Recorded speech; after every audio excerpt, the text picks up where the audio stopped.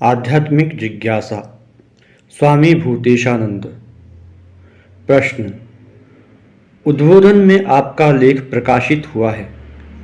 श्री मां का शरीर जब बेलूर मठ में आया तब राजा महाराज के द्वारा लगाए गए नागलिंगम के वृक्ष के नीचे उन्हें रखा गया था। वह किस स्थान पर है महाराज?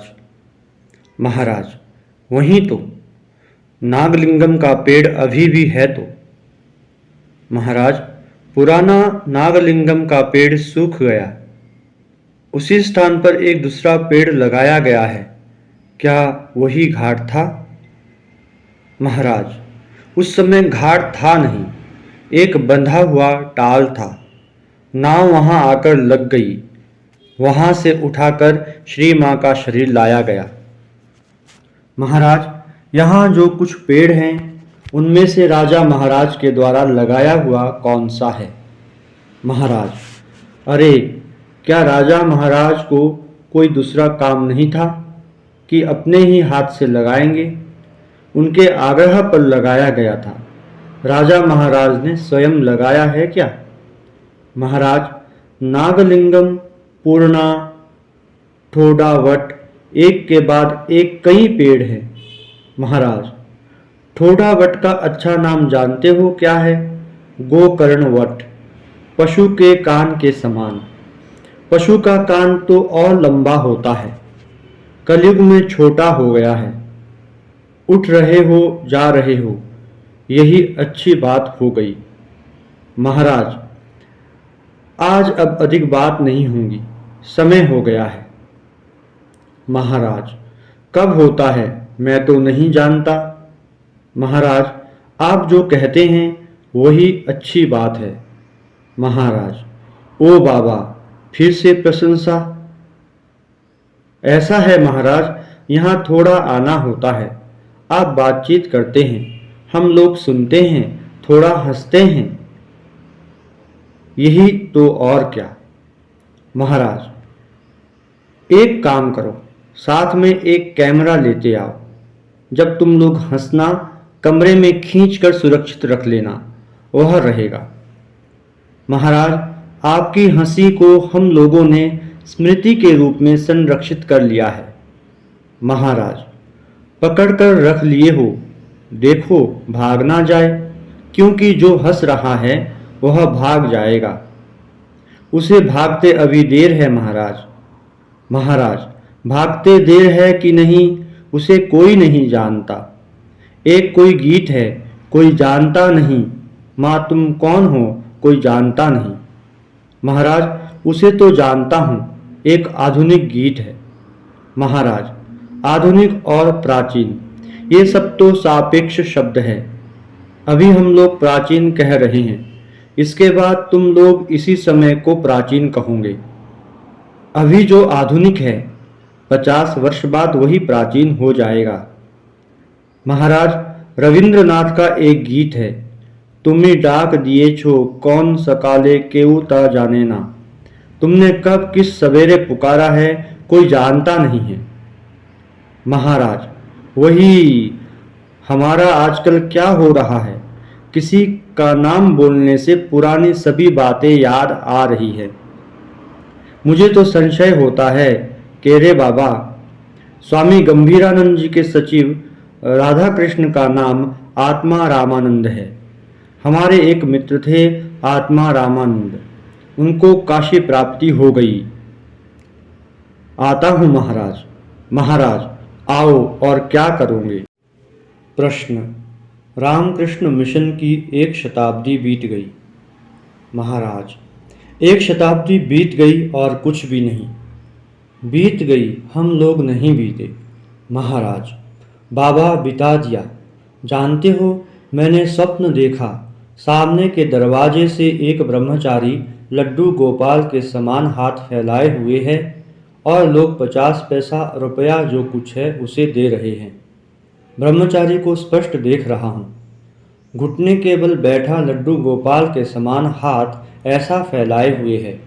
महाराज ने हाथ फैलाकर दिखाया। ब्रह्मचारी को आप जानते हैं क्या? महाराज, नहीं, पहचान नहीं सका। सहज हंसी से महाराज का मुखमंडल चमक उठा।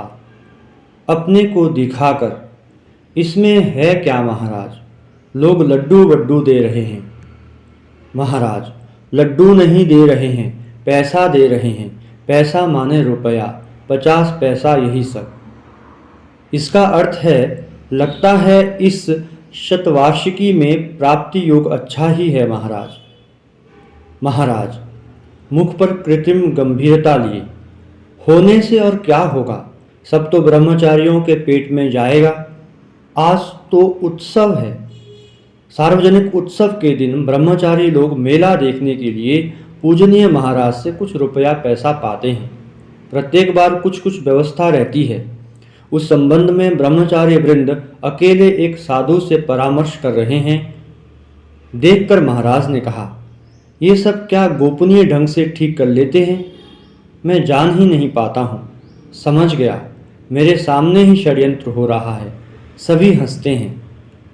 स्वर्ण जयंती में कुछ हुआ था क्या? महाराज, नहीं नहीं, कुछ भी नहीं हुआ। महाराज, पहले तो शारदानंद जी उद्बोधन में रहते थे। मिशन के नाम से अलग कार्यालय कब से बना है? महाराज, अरे कार्यालय नाम से क्या था, उस समय एक पुस्तकालय था। उसमें कुर्सी उर्सी कुछ नहीं थी। चटाई बिछाकर सब लोग बैठते थे। चटाई पर बैठकर कोई एक खाता बही लिखता था। कार्यालय के काम के कुछ पत्र थे। कार्यालय माने यही। परेश महाराज वकील के पास आते जाते थे, खाता बही देखते थे। परेश महाराज सेमी महंत थे, डेप्यूटी नहीं सेमी थे। महाराज, मिशन ऑफिस नाम से ऑफिस किसके समय से हुआ? महाराज, ये हम लोगों के पहले से है, किंतु ऑफिस नाम से तो कुछ नहीं था। अभी तो बताया, वहाँ बैठकर मुरमुरा भी खाते थे और खाता बही भी लिखते थे। आपने बताया था कि वह भवन साधु निवास था। महाराज, उस भवन की बात मैं नहीं कर रहा हूँ। स्वामी जी के पास का कमरा। सूर्य महाराज जहाँ रहते थे? महाराज, हाँ। उस समय सूर्य महाराज ऐसे नहीं थे। तब सूर्य महाराज कहाँ रहते थे पता नहीं। लेगेट हाउस में भी कार्यालय हुआ है क्या? महाराज, वह बाद में हुआ है। मिशन का काम धाम तो उद्बोधन में ही होता था, जितने दिन शरत महाराज वहाँ थे। महाराज, काम धाम करना माने वहाँ से चिट्ठी पत्री लिखते थे, किंतु सभा यहीं होती थी। सभा भी हमेशा होती थी, ऐसा नहीं था। प्रश्न, महाराज, स्वामी जी ने एक बार हर मोहन को ठाकुर की हाथी नारायण महावत नारायण की कहानी 7 दिन तक समझाई थी। उनका क्या विचार था? महाराज, स्वामी जी ने कहा है, 7 दिन तक कहानी का तात्पर्य उन्हें समझाया है। मेरी क्या सामर्थ्य है? महाराज, 7 दिन नहीं होने पर भी 1 दिन तो हो सकता है। महाराज, एक व्यक्ति को महावत नारायण कह रहा था, हट जाओ हट जाओ, वह नहीं हटा। उसको लगा कि हाथी नारायण है। गुरुजी ने कहा था, हाथी नारायण हो सकता है, महावत भी नारायण है। उनकी यह बात वह नहीं सुनेगा क्यों? अर्थात सर्वत्र नारायण दर्शन करने पर भी सबके साथ एक समान व्यवहार होगा, ऐसी बात नहीं है। ठाकुर ने एक दूसरी उपमा दी है। किसी पानी से हाथ पैर धोया जाता है, किसी पानी से स्नान किया जाता है और किसी पानी को पिया जाता है। ठीक ऐसे ही इतने प्रकार के नारायण भेद भी है। अर्थात एक एक नारायण के साथ एक एक प्रकार का व्यवहार करना होगा। बुद्धि और नारायण बुद्धि दोनों एक साथ रहेगी। महाराज, क्यों नहीं रहेंगी? तुम यदि लाल कुर्ता पहनो, हरा कुर्ता पहनो, पीला कुर्ता पहनो, तो क्या तुम बदल जाओगे? तुम तो तुम ही रहोगे। व्यवहार में भेद हुआ, किंतु स्वरूप तो एक ही रहा। श्रीमद् भागवत में एक श्लोक है, कह रहे हैं, हे विभु, बहुरूपधारी तुमसे इस जगत की सृष्टि स्थिति लय हो रही है, किंतु तुम निर्गुण निष्क्रिय हो। तब क्यों ये सब तुम्हारे द्वारा हो रहा है? तब कहते हैं, तुम्हारे द्वारा नहीं हो रहा है, गुण के द्वारा हो रहा है। किंतु गुण तुम्हारा आश्रय करके, इसलिए गुण की क्रिया तुम पर आरोपित हो रही है। ब्रह्म और ईश्वर इसलिए परस्पर भिन्न नहीं हो रहे हैं। ईश्वर की सृष्टि, स्थिति और लय कार्य यह ब्रह्म पर आरोपित है।